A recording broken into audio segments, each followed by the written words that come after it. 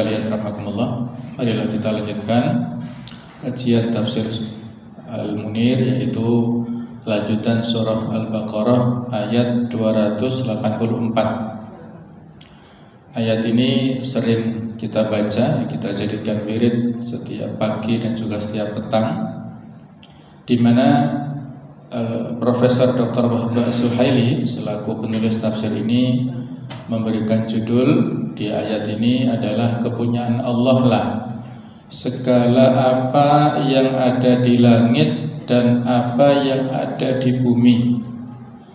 Ilmunya meliputi segala sesuatu dan perhitungannya terhadap para hamba atas semua amal perbuatan dan niat yang tersembunyi di dalam hati. Nah, jemaah sekalian, bisa kita buka ya di surat Al-Baqarah 284. Insyaallah ini sudah sama-sama kita hafalkan ya. Mari kita baca satu ayat ini, biasanya digandeng dengan 3 ayat atau 2 ayat sesudahnya ya, 3 ayat terakhir di surah Al-Baqarah. A'udzu billahi minasy syaithanir rajim. Bismillahirrahmanirrahim. Lillahi ma fis samawati wa ma fil ardh. Wa in tubdu ma fi anfusikum aw tukhfuhu yuhasibkum bihillah fayaghfiru liman yasha'u wa yu'adzibu man yasha' wallahu ala kulli syai'in qadir. Ya, mohon maaf ini hurufnya tidak sempurna ya. Lillahi, milik Allah, ma fis samawati, apa-apa yang ada di langit-langit, wa ma fil ardi, dan apa yang ada di bumi. Wa in tubdu, dan jika kalian menyatakan ma fi anfusikum, apa yang ada di dalam diri kalian, di dalam hati kalian, au tukhfuhu, atau kalian sembunyikan, yuhasibukum bihillah, niscaya Allah memperhitungkannya tentang perbuatan itu bagimu. Fayaghfiru, maka Allah mengampuni, liman yasha, kepada siapapun yang Dia kehendaki, wa yu'adzibu man yasha, dan mengazab atau menyiksa kepada siapapun yang Dia kehendaki. Wallahu ala kulli syai'in qadir, dan Allah atas segala sesuatu maha kuasa. Inilah bunyi ayat 284 di surat Al-Baqarah ini ya. Ada sedikit perbedaan dalam hal qiraah. Yang tertulis qiraah yang masyhur adalah fayaghfiru liman yasha. Ra-nya itu didhammahkan. Kemudian wa yu'adzibu, ba-nya juga didhammahkan. Ini qiraah yang masyhur yang ada di mushaf kita masing-masing itu ya. Dan ada qiraah lain, ra-nya disukunkan, fayaghfir liman yasha wa yu'adzib man yasha. Nah, perbedaannya, kalau didhammahkan berarti ini menjadi khobar ataupun predikat dari mubtada yang dibuang. Yang kalau kita tampakkan menjadi fahuwa yaghfiru, maka Allah mengampuni. Wa huwa yu'adzibu, dan Allah mengazab. Seperti di sini ya. Tapi huwanya tidak nampak di sini, dibuang ya. Tersembunyi maksudnya. Sedangkan kalau dibaca majzum, yaitu dibaca sukun, fayaghfir ataupun wa yu'adzib, itu disambungkan atau bahasa nahwunya diatofkan kepada kata kerja yuhasibukum. yuhasibkum di sini dijazmkan, disukunkan tandanya, maka fayaghfir wa yu'adzib juga sama. Nah, ini sekedar untuk pengetahuan saja ya. Kalaupun ada orang yang membaca, seorang imam membaca, maka tidak perlu kita sangkal karena memang ada riwayat seperti itu ya. Tapi yang masyhur ini adalah didhamahkan. Artinya sama saja ya, tidak ada perbedaan.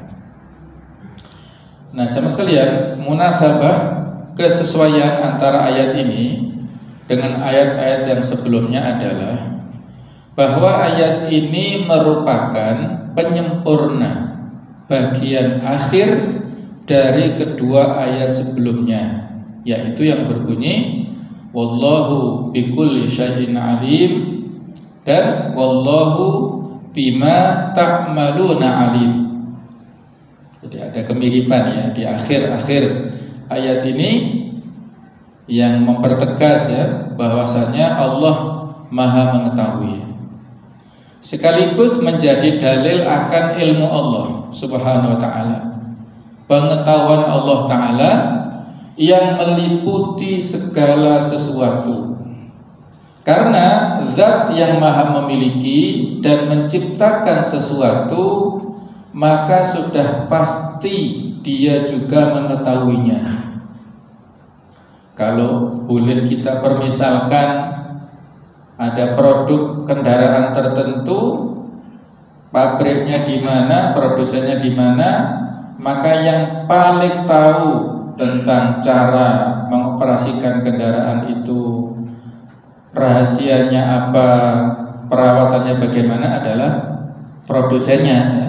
Pabriknya yang paling tahu, yang paling faham.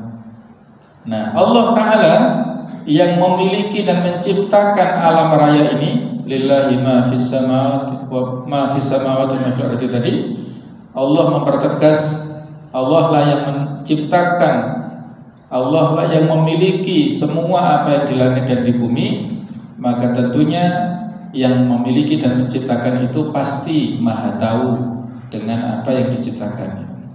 Seperti firman Allah di surat Al-Mulk ayat 14. Ini kelanjutan dari ayat 13. Ayat 13-nya berbunyi wa asirru qaulakum aw jahru bih innahu alimun bidzati sudur.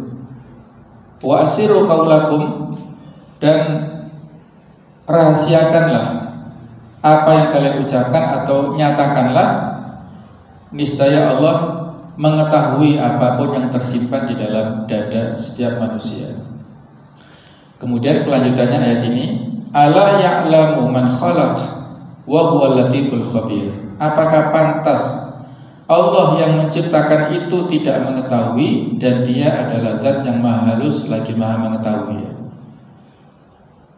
Ketika Allah adalah zat pencipta satu-satunya seluruh makhluk, maka pasti Allah Maha mengetahui. Ala ya'lam, tidakkah Allah yang mengetahui man khalaqa kepada apapun, siapapun yang dia ciptakan? Ya pasti zat yang menciptakan, yang memiliki, yang mengatur itulah yang Maha tahu.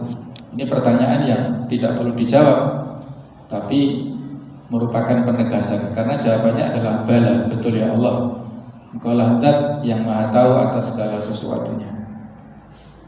Begitu juga zat yang Maha memiliki segala sesuatu, maka baginya hak untuk membuat perhitungan kepada yang dimiliki atas segala amal perbuatan yang dilakukan, dan apa saja yang disembunyikan di dalam hati.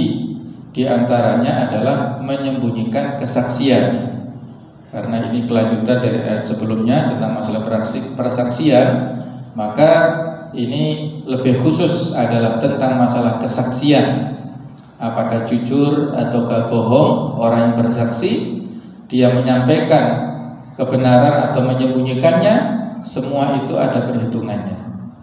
Zat yang memiliki otoritas mutlak dan penuh di dalam melakukan kebebasan berkehendak secara mutlak untuk mengampuni siapa saja yang dikehendaki dari orang-orang yang melakukan kesalahan, dan memberikan hukuman kepada siapa saja yang dikehendaki dari mereka. Tentu saja semua ini dibarengi oleh sebuah kekuasaan yang mutlak dan penuh atas segala sesuatu. Allah Maha berkehendak atas segala sesuatu. Ketika ada seorang hamba yang berdosa, diampuni, itu adalah hak Allah. Ada yang lain tidak diampuni juga hak Allah. Tapi kalau semua bertaubat, maka ada peluang untuk diampuni, ya. Jadi tidak ada pengecualian, baik itu dosa besar, dosa kecil. Kalau manusia bertaubat, maka Allah Maha Pengampun. Ini persoalannya kalau tidak memohon taubat atau tidak memohon ampunan, maka kembalinya maghfirah itu kembali hak Allah Ta'ala. Orang ini diampuni, orang ini tidak. Kenapa Adam alaihissalam pada saat melakukan ikhtilafan kesalahan diampuni? Karena Adam menyesal atas kesalahannya dan bertaubat beristighfar, ya, dengan berdoa Rabbana dzalamna anfusana wa illam taghfir lana wa tarhamna lanakunanna minal khasirin. Itu doa penyesalan dari Nabi Adam. Sementara iblis itu tidak ada peluang ampunan karena iblis memiliki sifat sombong, ya. Tidak mengakui kesalahannya, meremehkan orang lain, menolak kebenaran. Itulah yang menghijabi dirinya, tidak mau bertaubat, dan akhirnya Allah pun juga tidak mengampuni segala kesalahannya. Maka inilah sifat manusia. Apakah memilih tipe Nabi Adam yang insaf dari melakukan kesalahan, atau tipe na'udzubillah min dzalik, ya, tipe syaitan atau iblis yang sok tahu, sok pintar, kemudian ada benih-benih kesombongan dalam diri manusia itu, ya. Maka tentunya kita pilih yang pertama, yaitu seperti Nabi Adam. Nah, jamaah sekalian, banyak ayat lain dalam Al-Quran yang memiliki kesamaan dengan ayat ini. Seperti surat Ali Imran ayat 29. Qul, katakanlah wahai Muhammad, in tukhfu ma fi sudurikum, jika kamu sembunyikan apa yang ada dalam hatimu, au tubduhu, atau kamu nyatakan, ya'lamullah, maka pasti Allah mengetahuinya. Wa ya'lamu ma fis samawati wa ma fil ard, dan Allah Maha mengetahui apapun yang ada di langit dan apapun yang ada di bumi. Wallahu ala kulli syai'in qadir. Nah, Allah Maha kuasa atas segala sesuatu. Jadi isinya sama dengan ayat 284 tadi di Al-Baqarah. Juga surat Al-Mu'min yang nama lainnya adalah surat Ghafir. Ya'lamu kha'inatal a'yun wa ma tukhfis sudur. Allah yang Maha mengetahui pandangan mata yang khianat dan apa yang tersembunyi dalam dada. Inilah luar biasa, ya, ayat ini.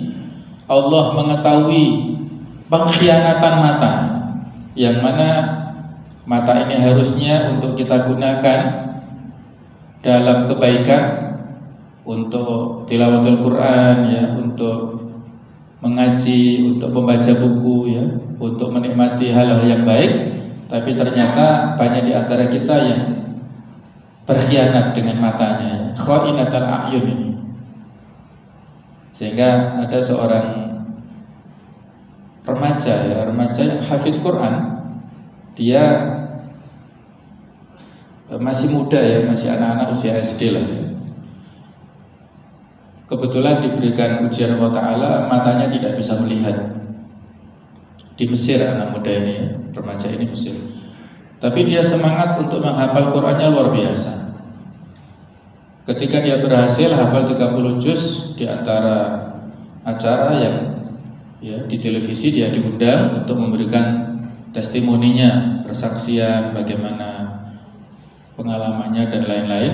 Dia ditanya oleh reporter, ya, apakah kamu sedih, ya, dengan tidak bisa melihat ini di dunia, ya, atau sebelumnya begini, ya, pertanyaannya, apa motivasimu untuk menghafalkan Al-Quran? Kamu kan dalam kondisi buta. Dia mengatakan begini, ya, ini sebuah kalimat menarik.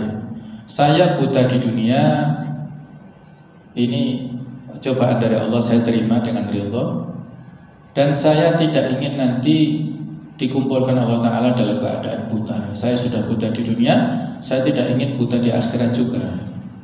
Karena ada satu ayat ya, di surat Toha, Allah mengatakan, wa man a'radu an dzikri fa inna lahu ma'isyatan dhanka. Siapa yang berpaling dari peringatanku, maka dia akan mendapatkan kehidupan yang sengsara. Wa nahsyuruhu yaumal qiyamati a'ma, dan akan kami kumpulkan dia di akhirat nanti, di hari kiamat dalam keadaan buta, tidak bisa melihat. Maka saat itu hambanya protes. Qala rabbi lima hasyartani a'ma wa qad kuntu basira. Ya Allah, kenapa engkau bangkitkan aku dalam keadaan buta, padahal dulu aku bisa melihat di dunia? Jawaban Allah, qala kadzalika atatka ayatuna fanasitaha wa kadzalika al-yauma tunsa. Yang seperti ini adalah karena dulu di dunia telah melupakan ayat-ayat Allah.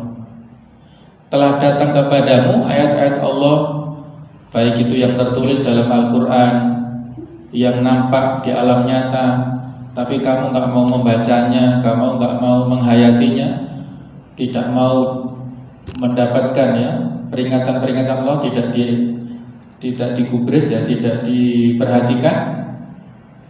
Fanasitah, engkau lupakan ayat-ayat itu, wa kadzalikal yauma tunsa, maka seperti itulah kamu dilupakan pada hari ini ya. Matamu buta pada hari ini karena engkau melupakan ayat Allah di dunia. Nauzubillah min dzalik. Inilah motivasi anak ini ya, sehingga ketika di dunia buta jangan sampai di akhirat buta, dia semangat menghafalkan. Kemudian ditanya lagi, apakah kamu sedih dengan diberikan takdir oleh Allah buta matanya seperti ini? Kata dia, tidak, justru saya bergembira, bahagia. Loh, kenapa? Berarti kalau saya buta, hisab tentang mata itu selesai. Tidak ada lagi pertanyaan tentang mata di akhirat. Nah, luar biasa ya jawaban dari anak ini ya. Perhitungan tentang mata selesai, tidak ada lagi pertanyaan tentang mata. Sudah selesai karena dia buta. Sementara kita yang bisa melihat, pertanyaannya mata itu panjang sekali. Bahkan kalau nikmat mata dibandingkan dengan semua ibadah kita selama hidup gak ada apa-apanya, habis semua kalau ditimbang dengan nikmat mata saja ya. Maka inilah luar biasa ya jawaban dari anak. Dan anak luar biasa, dia orang tuanya, ayahnya biasa-biasa saja, suka setiap hari ayahnya naik motor mengantarkan anak ini 30 menit perjalanan ke gurunya, bolak-balik setiap hari. Ayahnya nggak hafal Quran, tapi dia memfasilitasi anaknya. Jadi kalau pas anaknya di tengah jalan murojaah mengulang hafalan itu, ayahnya ngeprint atau menulis ayat-ayat, ditempel di kaca motornya sambil menyimak hafalan anaknya. Ya, seperti itulah tiap hari, luar biasa. Namanya Mu'ad ya, bisa panjenengan bersani ada di channel YouTube ya. Itu cerita seorang hafidh ya, dari Mesir, luar biasa. Ini tentang mata ya, yang harus kita pertahankan di akhirat. Itu yang suka berkhianat mata kita. Nauzubillah min dzalik. Berikutnya tafsir dan penjelasan dari ayat ini. Di dalam ayat ini Allah menjelaskan bahwa segala apa yang ada di langit dan di bumi, dan segala apa yang berada di antara langit dan bumi, semuanya adalah kepunyaan Allah Ta'ala. Dia mengetahui segala apa yang ada di langit dan di bumi. Tidak ada sesuatu pun yang samar dan tersembunyi darinya, baik yang tampak maupun yang tersembunyi, meskipun sangat lembut dan tidak nampak. Allah Ta'ala akan membuat perhitungan dengan para hambanya atas semua amal perbuatan yang mereka kerjakan dan segala sesuatu yang mereka sembunyikan di dalam hati mereka. Hal ini seperti yang dijelaskan oleh Ibnu Katsir. Allah Subhanahu wa Ta'ala zat yang memiliki, menciptakan, mengatur dan mengetahui segala apa yang ada di langit dan bumi. Allah Ta'ala zat yang maha mengetahui segala sesuatu. Oleh karena itu, jika kalian menampakkan apa yang terdapat di dalam hati kalian berupa kejelekan dan keinginan kuat untuk melakukannya, atau kalian menyembunyikannya dari orang lain, maka sesungguhnya Allah akan membuat perhitungan dengan kalian atas semua itu, sekaligus memberi balasan Jika baik maka balasannya juga baik, namun jika jelek maka balasannya juga jelek. Ini sudah kita singgung ya pada penjelasan tafsir pada ayat sebelumnya. Nanti ada diskusi ataupun polemik di antara para ulama tentang posisi ayat ini ya. Jadi yang sudah kita jelaskan adalah bahwa kalau niatan-niatan itu berhenti pada amal perbuatan hati, itulah hisabnya. Tapi kalau sebuah niatan ataupun keinginan yang ada dalam hati yang belum kita eksekusi, belum kita amalkan, itu ada sisi lainnya ya. Yang mana kalau kita punya keinginan buruk, ketika tidak dilaksanakan justru kita mendapatkan hasanah ya, kebaikan, karena kita sudah ngerem nahyu anil munkar sudah kita lakukan. Baru kita kalau lakukan baru mendapatkan keburukan yang satu. Allah Ta'ala dengan karunia dan kemurahannya mengampuni siapa saja yang Dia kehendaki dari para hambanya, dan memberi hukuman kepada siapa saja yang Dia kehendaki dari mereka. Di antara sesuatu yang mendatangkan ampunan adalah taufik dan pertolongan Allah bagi hambanya untuk bertaubat dan beramal soleh. Jadi sesungguhnya taufik ya, taufik itu adalah hidayah, kemudahan Allah Ta'ala kepada kita untuk melakukan amal-amal perbuatan. Di antaranya adalah bertaubat ya. Bertaubat dan melakukan amal soleh itu adalah kemudahan dari Allah yang wajib kita syukuri. Ada satu ayat di dalam surah Al-Mu'min ayat 7-9. Ini adalah doa yang disampaikan oleh malaikat pemikul arsy. Jadi malaikat-malaikat pemikul arsy itu berdoa memohon kepada Allah. Rabbana wasi'ta kulla syai'in rahmah wa ilma faghfir lil ladzina tabu wattaba'u sabilaka wa qihim adzabal jahim. Wahai Tuhan kami, rahmat dan ilmu Engkau meliputi segala sesuatu, maka berilah ampunan kepada orang-orang yang bertaubat dan mengikuti jalan Engkau, dan peliharalah mereka dari siksaan neraka yang menyala-nyala. Jadi ini doa malaikat ya. Malaikat yang tidak pernah melakukan kemaksiatan, tidak pernah menentang perintah Allah, ketika berdoa, mendoakan kebaikan dan memohon kepada Allah Ta'ala, maka doanya itu mustajab. Kemudian doanya lagi adalah Rabbana wa adkhilhum jannati 'adnin allati wa'adtahum wa man salaha min abaihim wa azwajihim wa dzurriyyatihim innaka antal azizul hakim. Wahai Tuhan kami, dan masukkanlah mereka ke dalam surga Aden yang telah Engkau janjikan kepada mereka dan orang-orang yang saleh di antara bapak-bapak mereka dan istri-istri mereka dan keturunan mereka semua. Sesungguhnya Engkau-lah yang maha perkasa lagi maha bijaksana. Wa qihimus sayyiati wa man taqi sayyiati yauma idzin faqad rahimtah wa dzalika huwal fawzul 'adzim. Dan orang-orang wakihim ya, dan peliharalah mereka dari balasan kejahatan, dan orang-orang yang Kau pelihara dari pembalasan kejahatan pada hari itu, maka sesungguhnya telah Engkau anugerahkan rahmat kepadanya, dan itulah kemenangan yang besar. Jadi inilah rahmat yang diberikan Allah, kasih sayang Allah Ta'ala kepada siapapun yang dikehendaki. Kalau kita dikehendaki baik, Allah memberikan rahmatnya dan kita beramal itu, dan dengan itulah kita dimasukkan ke surganya. Tapi kalau kita nggak mendapatkan rahmatnya dan kita melakukan amal-amal keburukan, maka kita nanti naudzubillah ya masuk ke neraka. Nah, jemaah sekalian, perhitungan amal yang dilakukan oleh Allah Ta'ala terhadap para hambanya adalah memperlihatkan kepada mereka semua amal perbuatan yang mereka lakukan. Kemudian Allah bertanya kepada mereka, kenapa kalian melakukan itu semua? Bukankah sudah ada peringatan dalam Al-Quran, peringatan yang disampaikan oleh para mubalik ya, para penceramah, mereka telah memberikan nasihat kebaikan. Kenapa kalian tidak mau sadar? Nah, itulah ya, perhitungan yang disampaikan Allah Subhanahu wa Ta'ala. Nah, jemaah sekalian, di dalam Al-Asmaul Husna, nama-nama Allah yang indah itu ada beberapa nama yang mirip ya, tapi tidak persis sama artinya. Ada nama Allah yang disebut Al-Alim. Al-Alim itu artinya yang maha mengetahui.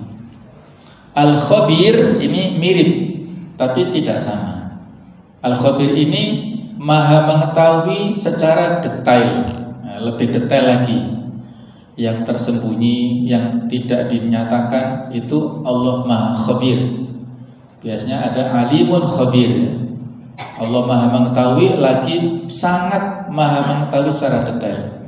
Ada lagi Al-Basir, yaitu maha melihat. Nah, di antara faedah kita beriman dengan nama Allah Al-Khabir yang maha mengetahui secara detail tadi adalah kita akan lebih mudah ikhlas dalam beribadah dan tidak khawatir akan berkurangnya pahala. Faman ya'mal mithqala dzarratin khairan yarah.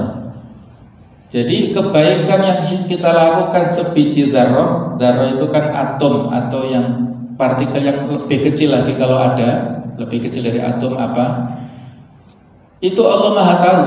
Apalagi kalau yang kita lakukan lebih besar. Jadi kita nggak khawatir. Allah Maha tahu, sehingga ini lebih memudahkan kita untuk ikhlas. Kata orang Jawa, Gusti Allah ora sare gitu ya. Ya, walaupun kata-kata Gusti sendiri saya pribadi tidak setuju ya. Allah saja, tidak usah kita sebut Gusti ya.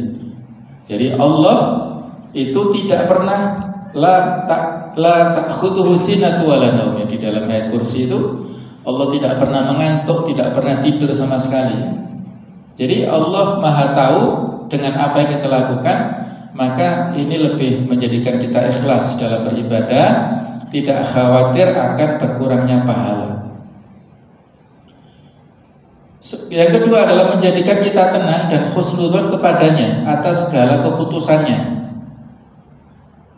Jadi berbaik sangka kepada Allah, bahwasanya apa yang ditakdirkan untuk kita itulah yang terbaik. Kenapa demikian? Karena Allah itu Maha Adil.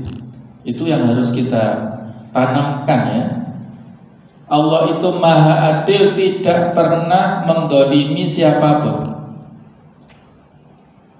Ya ibadi, dalam hadis qudsi dikatakan, ya ibadi, inni haramtu dzulma 'ala nafsi, wahai para hambaku, sesungguhnya aku mengharamkan kezaliman atas diriku. Fala tadzalamu, maka janganlah kalian saling mendolimi. Jadi Allah itu tidak pernah mendolimi kepada siapapun. Maka dalam hal ini, kalau kita melakukan sesuatu yang sepertinya tidak mengenakan, mungkin rezekinya yang kita mendapatkan kekurangan rezeki, mungkin kita ingin sesuatu tapi belum tercapai, maka kita berhusnudzon pada Allah. Boleh jadi inilah yang diberikan Allah terbaik untuk saya. Allah menginginkan terbaik untuk saya, tidak mendapatkan saat ini, tapi mungkin tahun depan, mungkin 2 tahun lagi, dan lain sebagainya ya. Jadi berhusnudzon kepada Allah, dan semua sudah ada keputusan dari Allah, sudah tertulis di Lauhul Mahfuz. Kita tinggal menikmatinya dengan sabar dan syukur saja. Tidak perlu berandai-andai ya. Kalau kita berandai-andai, yang sudah terjadi itu akan membuka peluang setan masuk untuk membisiki, sehingga kita tidak ridho dengan takdir. Kalau mengandai masa depan nggak apa-apa ya. Berandai masa depan itu adalah bermimpi. Kalau yang positif boleh. Nah, jadi itulah kita manfaat beriman kepada nama Allah yang disebut Al-Khabir. Yang ketiga, kita akan lebih waspada untuk tidak bermaksiat kepada Allah. Artinya memiliki sifat muraqabatullah, yang merasa diawasi, merasa dipantau oleh Allah Ta'ala, tidak gerusa-gerusu. Ibaratnya kalau kita di ruangan tertentu ada CCTV-nya, pasti kita nggak akan sembrono untuk mengambil yang bukan hak kita, atau bermalas-malasan saat kerja ya, kalau dimonitor oleh CCTV yang online langsung dengan atasan kita misalnya. Nah, ini bukan hanya semata-mata CCTV yang pandangan jangkauannya itu terbatas ya. Pengawasan dari Allah Ta'ala dan juga para malaikatnya ini sangat luas, sangat detail tadi. Maka tidak ada peluang bagi kita bermaksiat kepada Allah. Nah, inilah diantara sekian banyak faedah ya, 3 ini yang mudah-mudahan bisa kita amalkan bersama. Berikutnya tentang fikul hayati awil ahkam, fikih kehidupan atau hukum-hukum. Ayat ini mengandung penakutan, maksudnya ancaman dan peringatan yang sangat tegas dan keras akan hisab Allah. Karena manusia adalah milik Allah. Dia Maha mengetahui segala amal perbuatannya dan akan membuat perhitungan dengannya atas semua amal perbuatan yang dilakukannya, baik yang besar maupun yang kecil. Penakutan, ancaman dan peringatan yang sangat keras ini selanjutnya bisa memunculkan ketakutan di dalam jiwa, rasa kasihan terhadap jiwa dari ancaman pedihnya siksaan, dan sikap memasrahkan perkaranya kepada Allah Ta'ala semata, bertawakal totalitas kepada Allah Ta'ala. Nah, jemaah sekalian, ada sebuah riwayat yang penting ya untuk kita ketahui, yaitu yang disampaikan oleh Imam Ahmad dan Imam Muslim, meriwayatkan dari Abu Hurairah radhiyallahu anhu. Beliau berkata, ini kesaksian dari Abu Hurairah. Qala, berkata Abu Hurairah, lamma nazala ala Rasulillah sallallahu alaihi wasallam, ketika turun kepada Nabi Muhammad sallallahu alaihi wasallam ayat 284 ini, lillahi ma fis samawati wa ma fil ardh wa in tubdu ma fi anfusikum wa tukhfu yuhasibukum billah fa yaghfiru liman yasha wa yu'adzibu man yasha wallahu ala kulli syai'in qadir. Maka ketika turun ayat ini, istadda dzalika ala ashabi Rasulullah sallallahu alaihi wasallam. Ini membuat para sahabat merasa berat ya. Mereka merasa berat dengan konsekuensi dari ayat ini. Fa'atau Rasulullah sallallahu alaihi wasallam, maka mereka datang kepada baginda Nabi Muhammad sallallahu alaihi wasallam. Tsumma jathau ala rukabi, sebagai bentuk ketawaduan ya, adab dalam mencari ilmu. Ketika mereka hadir, mereka langsung duduk melipat lututnya masing-masing, kemudian duduk di hadapan Nabi Muhammad sallallahu alaihi wasallam. Mereka mengadu faqalu, mereka berkata, ay Rasulullah, wahai Rasulullah, kullifna minal a'mal ma nutiku. Kami telah diberikan perintah, telah diberikan beban tentang amal-amal sesuatu yang kami mampu. As-shalah ya, berupa salat, wasiyam berupa puasa, wal jihad berupa jihad, was-shadaqah berupa sedekah. Ini sudah kita lakukan, kita tunaikan dengan sebaik mungkin. Nah, waqad unzila 'alaika hadhil ayah, dan sungguh telah diturunkan kepada Anda ayat ini, wala nutiquha, sementara kami tidak mampu untuk melaksanakannya, kami merasa berat. Nah, itu para sahabat yang terus terang ya menyampaikan ya dalam tanda kutip ya protesnya seperti itu. Faqala Rasulullah SAW, maka Nabi Muhammad SAW memberikan sebuah nasihat kepada para sahabat. Aturiduna antakulu, apakah kalian ingin mengatakan kama qala ahlul kitabaini, seperti yang dikatakan oleh orang-orang Yahudi dan Nasrani min qablikum, sebelum kalian, sami'na wa asaina, kami dengar tapi kami tentang, seperti yang dikatakan oleh orang-orang Bani Israel kepada Nabi Musa, ya, orang-orang Yahudi kepada Nabi Musa, orang Nasrani kepada Isa, itu adalah ahli kitab. Apakah itu yang akan kalian katakan? Bal qulu, tetapi katakanlah, sami'na wa ata'na, kami dengar dan kami taati, ghufranaka, ampunanmu ya Allah yang kami harapkan, Rabbana ya, wa ilaikal masir, kepada mula tempat kembali. Faqalu, ya, maka mereka mengikuti apa yang dituntunkan oleh beliau, sami'na wa ata'na ghufranaka rabbana wa ilaikal masir. Falamma aqarra bihal qaum, maka ketika sudah menyatakan dengan kalimat ini kaum tersebut, wa dzallat biha alsinatuhum, dan lisan mereka sudah terbiasa menyampaikan kalimat potongan seperti itu ya, anzalallahu azza wa jalla fi ithriha, maka Allah menurunkan ayat sesudahnya, sesudah ayat 284, yaitu amanar rasulu bima unzila ilaihi mir rabbih wal mu'minun kullun amana billahi wa malaikatihi wa kutubihi wa rusulihi la nufarriqu baina ahadin min rusulihi. Nah, jadi ayat sesudahnya ayat 285-nya ini diturunkan. Falamma fa'alu dzalika, maka ketika mereka sudah melakukan hal tersebut, nasakhallahu tabaraka wa ta'ala. Allah menasahkan dengan firman-Nya di ayat yang 286-nya, la yukallifullahu nafsan illa wus'aha. Allah tidak memberikan beban kepada jiwa siapapun kecuali sebatas kemampuannya. Laha makasabat, baginya lah apa yang dia usahakan, wa 'alaiha maktasabat, dan konsekuensi ya dia juga bertanggung jawab. Apa yang baik dia bertanggung jawab, yang buruk juga bertanggung jawab. Nah, jamaah sekalian, bagaimana penjelasan para ulama tentang komentar daripada Abu Hurairah tentang sababun nuzul ayat ini ya. Kan Abu Hurairah sebagai perawi sahabat mengatakan nasakhallahu, Allah menasahkannya. Menasakh itu bahasa harfiahnya menghapus. Nah, apa maksud bahwasanya Allah menghapuskannya itu? Ini menunjukkan bahwa ayat ini 284 dinasakh atau dihapus oleh ayat setelahnya, yaitu oleh ayat 286. Berdasarkan hal ini, ada sebagian ulama tafsir yang memahami bahwa ayat ini, ayat 284 adalah mansukhah, terhapus. Oleh apa? Oleh ayat 286. Karena ayat ini menetapkan hisab di 284 itu ya, menetapkan hisab atas hal-hal yang hanya bersifat bisikan atau hal-hal yang hanya terbersit di dalam hati. Namun yang lebih kuat adalah bahwa, jadi ini pendapat pertama mengatakan ayat 284 itu terhapus oleh 286. 286 itu memberikan sebuah peluang yang lebih fleksibel ya, daripada yang 284 kan ketat sekali. Yang 286 agak longgar seperti itu ya.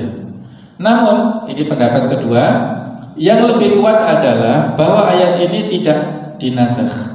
Sedangkan yang dimaksud oleh ucapan Abu Hurairah dalam hadis di atas, nasakhallahu, adalah bahwa Allah menghilangkan, menghapuskan apa yang membuat para sahabat merasa takut. Jadi yang dihapuskan bukan ayatnya, tapi rasa takutnya, kekhawatiran dari para sahabat. Bagaimana semua yang dalam hati kok dihisab semuanya, itu para sahabat sudah tidak khawatir lagi seperti itu ya. Jadi yang dihapuskannya adalah rasa takut. Ayat 286 bukan ayat nasikhah, bukan yang menghapus ayat 284. Akan tetapi posisinya dalam hal ini adalah sebagai penjelas. Kandungan ayat 286 ini dikuatkan oleh sebuah hadis yang diriwayatkan dalam kitab hadis Kutubus Sittah dari Abu Hurairah. Ia berkata bahwasanya Nabi SAW bersabda, Innallaha ta'ala tajawazali an ummati ma haddatsat bihi anfusaha ma lam takallam au ta'mal bihi. Sesungguhnya Allah mengampuni untuk umatku apa yang terbersit di dalam hatinya selama ia tidak diucapkan atau dikerjakan. Nah, jadi berarti di sini tajawaza ya, tajawaza itu melewati, tidak membuat sebuah perhitungan, artinya tidak memberikan hisab kepada manusia sesuatu yang hanya terbersit dalam hatinya selama ia tidak mengucapkannya atau tidak mengerjakannya. Dia misalnya berniat untuk berbohong pada orang tuanya misalnya, tapi nggak jadi, nah, maka tidak dicatat niatnya tadi. Dia niat untuk melakukan sebuah amal-amal dosa misalnya, tapi dia nggak jadi kerjakan, maka tidak jadi. Nah, ini ayat hadis ini menjadikan penjelas pada ayat 286-nya dan sekaligus memperkuat ini. Jadi 286 bukan menghapus tapi memberikan penjelasan lebih detail. Berikutnya Ibnu Abbas, Ikrimah, Sya'bi dan Mujahid berkata, sesungguhnya ayat ini masih tetap dan bersifat khusus, yaitu ayat ini berkaitan dengan masalah persaksian yang telah dilarang untuk disembunyikan oleh Allah. Kemudian di dalam ayat ini Allah menjelaskan bahwa orang yang menyembunyikan kesaksiannya dan apa yang ada di dalam hatinya, maka ia akan dihisab atas hal itu. Jadi ayat 284 khusus masalah persaksian, sedangkan masalah-masalah yang di luar persaksian itu yang berlaku 286-nya. Nah, seperti itu, saya kira ini pendapat yang lebih moderat ya. Untuk persaksian ini karena persoalannya berat tadi. Konsekuensinya ketika dia menyembunyikan kebenaran, maka hakim akan memutuskan sesuatu yang tidak sesuai fakta. Dia bersaksi bohong. Ketika dia menyampaikan apa yang tidak sesuai fakta, hakim memutuskan, maka berarti dia melakukan kezaliman ya. Melakukan kezaliman kepada saudaranya. Nah, inilah ya, dia menyembunyikan dalam hatinya, maka itu tetap ada hisabnya, khusus tentang masalah persaksian. Ada beberapa bukti yang memperkuat pendapat yang mengatakan bahwa ayat ini tidak dinasakh atau dihapus. Satu, bahwa firman Allah, yuhasibukum bihillah, maka niscaya Allah akan membuat perhitungan dengan kamu tentang perbuatan itu adalah berbentuk berita, khobar dalam bahasa Arab seperti itu. Dan menurut ulama usul fikih, al-akhbar, ayat-ayat berbentuk berita tidak boleh dinasakh atau dihapus. Yang boleh dihapus itu adalah yang mengandung at-tolak, permintaan saja. Apakah permintaan untuk mengerjakan, yaitu perintah, al-amr, ataukah permintaan untuk ditinggalkan, an-nahyu saja. Nah, itu yang bisa ada peluang nasakh. Yang kedua, sesungguhnya perbuatan hati seperti yang dijelaskan oleh Al-Quran, hadits, ijma' dan qiyas dicatat dan akan diberi balasan. Baik dampak atau indikasi amal perbuatan hati tersebut tampak pada anggota tubuh luar maupun tidak. Seperti firman Allah di surat Al-Baqarah 225 tentang masalah sumpah. La yu'akhidukum Allahu billahi fi imanikum. Allah tidak menghukum kamu karena sumpah yang tidak kamu sengaja. Walakin yu'akhidukum bima aqadtumul aiman. Tetapi Allah menghukum kamu karena niat yang terkandung dalam hati. Jadi karena sudah ada niatan dalam hati, itulah yang dituliskan. Kalau yang sumpah yang tidak serius itu tidak ada hukuman. Kemudian Al-Isra 36, wala taqfu ma laysa laka bi'ilm, janganlah kamu mengikuti segala sesuatu yang kamu tidak punya ilmu tentangnya. Inna sam'a, sesungguhnya pendengaran, wal basara, penglihatan, wal fuada, hati nurani, kullu ulaika kana mas'ula, semuanya itu akan dimintai pertanggungjawaban. Jadi ini sekaligus juga memberikan kewaspadaan kepada kita supaya menjaga hati kita, supaya kita selalu jaga dalam kebaikan. Kemudian sesungguhnya bisikan-bisikan hati yang tidak sampai pada derajat maksud dan keinginan yang kuat tidak masuk ke dalam kandungan pemahaman ayat, seperti yang dijelaskan oleh para ulama.